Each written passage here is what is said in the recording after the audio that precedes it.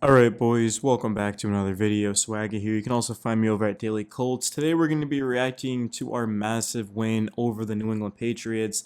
This game did not look great. Richardson threw his second interception late in this fourth quarter, but the defense forced a 3-and-out, and their offense, I think it was a 17-play drive, goes all the way down, scores with about 10 seconds remaining, and then instead of just kicking the extra point to essentially go in overtime, Shane Steichen says, hey, look, no, our season's on the line. We believe that we can score right here and win this game. Gives it to Anthony Richardson on QB power, if you want to say, and then he ends up pushing it in. Give credit to Alec Pierce as well for catching that touchdown. It's going to go really unnoticed just because of that 2-point.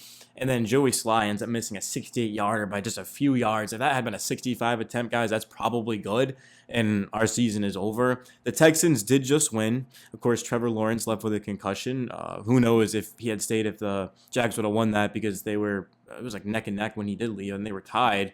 But still, I mean, to this point, we're not really chasing the Texans for the division. Obviously, like ideally speaking, that would be great. But we want to go for that 7th and final playoff spot. Right now, it's owned by the 7-5 Broncos. But the thing for Denver is that they play the Browns tomorrow. The Browns have beaten the Ravens and the Steelers this year, so that's far from an easy win. And then their bye, our bye, and then we face each other in Denver, which is going to be, without question, the biggest game of the year, because if you beat Denver, you're essentially getting 2 wins because they get a loss and you get a win. So that's huge. And then Denver after that at Los Angeles against the Chargers, who won today over the Falcons, at Cincinnati, and then versus Kansas City. So we've got a chance, guys. We've got a chance. 6-7. I know the Colts defense struggle. We're going to get into the game, but our season is very well alive. We've got a chance to make the playoffs, and we'll take that, certainly. Anthony Richardson, as of right now, is fully healthy, and we have a chance to make the playoffs. That's all you could have asked for coming into the season. But in terms of this game, let's get into it. A lot of good, a lot of bad. We'll start off with the good because we ended up winning the game, so we want to be optimistic. So Richardson, 109 yards passing, 48 yards rushing. Wasn't his best game by any means. Did have 3 touchdowns, 2 turnovers. But when it mattered most, he was able to get the ball all the way down, find Alec Pierce for that touchdown, and then run it in himself. Give credit to the Colts offensive line, which was down to their third center, Danny Pinner. We know we were starting 3 rookies. I mean, it's just been a mess, but they completely dominated in this game. Jonathan Taylor rushes for 96 yards, Richardson for 48 yards. Win the play again, game's on the line, 2-point, enough blocking to be able to get Richardson in there and just to give us a chance. So that was great. Julian Blackman also had interceptions. Zaire Franklin had 12 total tackles, 1.5 sacks, which is great. EJ Speed made a couple of plays. Nick Cross. Defensively, when we get into the bad, we'll kind of talk about it because I don't think our defense played well by any means. But Pittman was great in this game, forced a wasn't a pass. Yeah, actually it was a pass interference. So he forced a pass interference. If we hadn't gotten that, it would have been 4th and long, like 4th and 10. So he picks that up. So good job winning that matchup. And Alec Pierce, of course, had that touchdown. There really wasn't that much good, if I'm being honest. That's why I wanted to start off with it, just because let's get that out of the way. But that was really it. I mean, we won by 1 point over New England, man. I thought we would win this pretty convincingly, but especially because they got absolutely blown out by Miami last week in Miami. So now we've got to get into the bad. So the bad is that zone coverage was absolutely picked apart. 24 of 30, 238 yards, a touchdown, an interception, 4 sacks. There was a lot of holds. You got to give credit to the Colts for that. I mean, there was at least 5 holds in this game. And that's not even counting just like illegal shifts and formations. So the Patriots beat themselves without questions. They should have scored a lot more touchdowns, but again, they were just forced back 5-10 yards, and they had to kick a lot of field goals. Ramondre Stevenson goes 18 of 73 as a receiver, 3 for 21. So I mean, he goes for nearly 100 yards from scrimmage.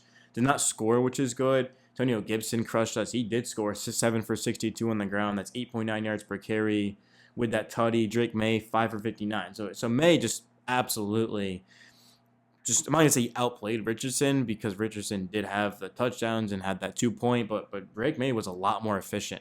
24 of 30 to Richardson's 12 of 24. But again, the Patriots, they were playing a lot more aggressive defense. They were essentially locking down our receivers. We didn't have Josh Downs. If we had Josh Downs, I think this game would have been a lot different. Not to say we would have blown them out, but not having your best receiver, especially a receiver as important to us as Josh Downs. I mean, there might not be 5 other receivers in the NFL as important to their team as Josh Downs is to us. I'm not saying he's a top 5 receiver, but without Downs out there in the slot, he's the guy that makes our plays, whether it was Richardson or Flacco. So that's huge, of course. And we have a bye, and he'll be back against Denver without question. That's gonna be a must-win game. We cannot lose to Denver, man.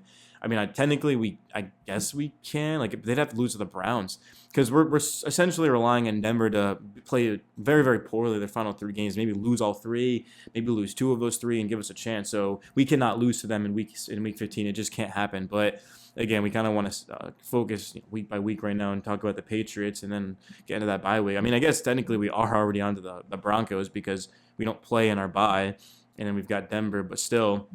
Other than that, Hunter Henry had caught a touchdown. Or actually, he didn't catch a touchdown. Nearly did. It was Austin Hooper. So it was Austin Hooper that beat Zaire. I don't remember if it was Henry. I guess it was Hooper. But yeah, Hooper beat Zaire. But Zaire, that was like the one bad play he kind of made in this game. I'll have to go look at PFF's grades. I just don't think our defense brought it today. But our offense didn't. I mean, it ran the ball well, but 109 passing yards. Oh my God, it's just so bad. It's really, really bad. Especially with Denver coming up, man. We've got to get the passing game on point. But New England, they played great defensively. It's cold, of course. I'm out on the East Coast actually right now, man. So I know it was probably like 30 degrees there. We'll definitely look at the tape though and be better. But yeah, just not the greatest game, but we won it. So I'm not tripping, man. I'm really, really happy right now.